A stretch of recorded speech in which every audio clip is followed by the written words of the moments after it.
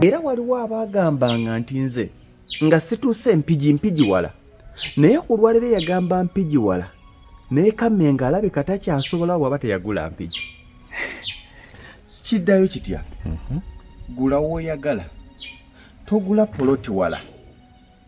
Nkiddamu, togula poloti ewala naye ng'okumpi osobolawo.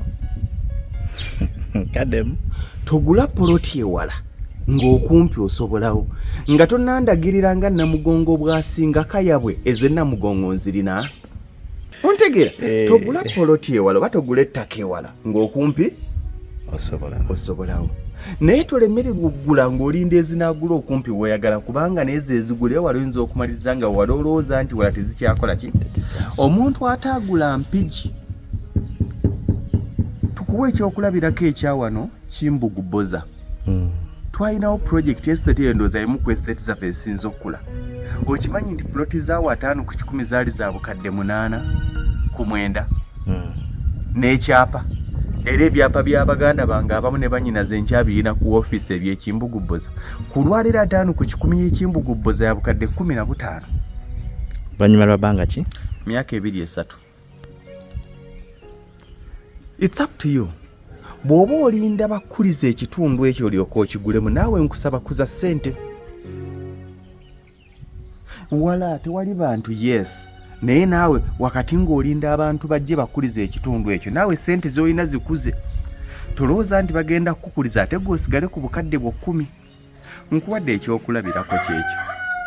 Okitegeera? Mpigi wuuyo ku lwaliro okunoonya ettaka mu mpigi 5/10 ewalungi ku bukadde 10. Sigamba nti tosobola kufuna naye toba na choice. Kati omuntu afuna ku choice mu mpigi 5/10 mpigi town council alina okuba n'obukadde 15 okudda waggulu. Okimanyi nti mpigi yawezezza puloti ez'obukadde 3 kwana ng'ate toli ku koolansi. Byonna bitambulira ku kimu. Waliwo akaseera ke tukoleramu bye twagala naye waliwo akaseera nga twagala okukola bye twagala wabula nga tetusobola kukola bye twagala nga tusobola kukola bye tusobola.